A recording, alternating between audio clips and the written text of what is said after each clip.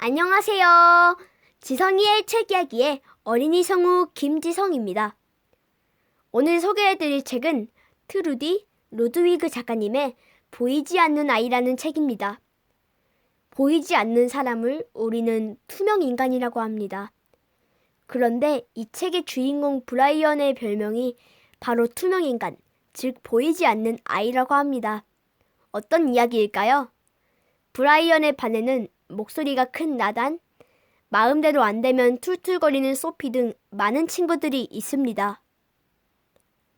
친구들은 서로 이야기를 주고받으며 같은 반에서 생활하지만 그 친구 중 아무도 브라이언과는 말을 하지 않습니다. 그래서 브라이언은 늘 혼자입니다. 아니, 어쩌면 정말 없는 아이 같습니다. 반려구를 할 때도 누군가 자기 팀으로 뽑아주기를 기다리는 브라이언을 못 본 채 하고 끝까지 자기들끼리만 놉니다. 점심시간에도 아이들은 서로 도시락을 나누어 먹으며 즐거웠던 이야기를 합니다.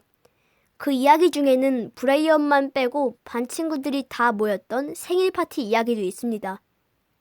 어느 날 저스틴이라는 아이가 전학을 옵니다. 반 아이들은 그 아이를 유심히 살피더니 한두 마디씩 놀려대기 시작합니다. 브라이언은 놀림을 당하는 것과 투명 인간이 되는 것 중에 어떤 것이 더 나쁜지 생각해봅니다. 저스틴과 브라이언은 서로 다르지만 비슷한 이 상황을 어떻게 극복해 나갈까요? 이 책을 읽고 친구에 대해 생각해봅니다. 친구는 가깝게 오래 사귄 사람이라고 합니다. 그런데 같은 반에서, 같은 학교에서 오랫동안 함께 학교 생활을 했는데도 왜 브라이언과 아이들은 웃고 떠드는 평범한 친구 관계가 될 수 없었던 것일까요? 브라이언의 잘못일까요?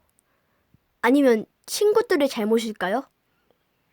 책 속에서는 아주 처음에 이야기부터 나온 것이 아니기 때문에 누구로 인해 이런 상황이 발생된 것인지는 저도 잘 모르겠습니다. 브라이언이 친구 모두에게 말이나 행동을 잘못해서 모두 싫어하는 것일 수도 있고, 아니면 힘센 친구가 브라이언이 마음에 들지 않아서 우리가 흔히 말하는 왕따를 시작했을 수도 있습니다. 첫 번째 경우인 브라이언의 잘못으로 인해 친구들이 브라이언을 투명인간 취급하게 되었다면 브라이언은 친구들에게 빠른 시간 내에 사과하는 용기와 친구들이 싫어하는 행동을 고치려는 진실된 노력이 필요할 것입니다. 두 번째 경우인 누군가 시작한 따돌리기에 반 친구들이 모두 동참한 것이라면 어떨까요? 우리가 모든 친구와 늘 친할 수는 없습니다. 등교길에 사이좋게 인사했다가도 쉬는 시간에 또는 모든 활동 시간에 의견이 충돌될 수도 있고 급기야 하굣길에는 다툴 수도 있습니다. 하지만 그건 나와 그 친구와의 일일 것입니다. 둘이 해결하면 되는 것이겠죠? 그 문제를 옆 사람에게 소문을 내고 그 친구를 나쁜 아이로 계속 이야기하는 것이 올바른 해결 방법일까요? 말주변이 없거나 자기 표현을 잘 하지 못해서 이유도 모른 채 혼자 많은 친구를 바라봐야 하는 브라이언 같은 친구는 얼마나 무서울까요?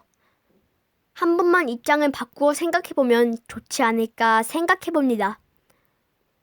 모두에게는 서로 다른 생각이 있습니다. 그렇기 때문에 재미있기도 하고 또 힘들기도 한 것 같습니다.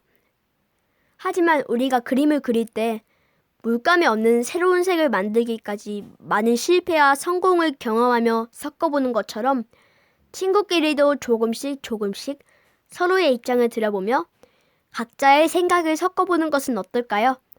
오늘은 여기까지입니다. 구독, 좋아요 꾹꾹 눌러주시고요. 그럼 우린 다음 시간에 만나요. 안녕!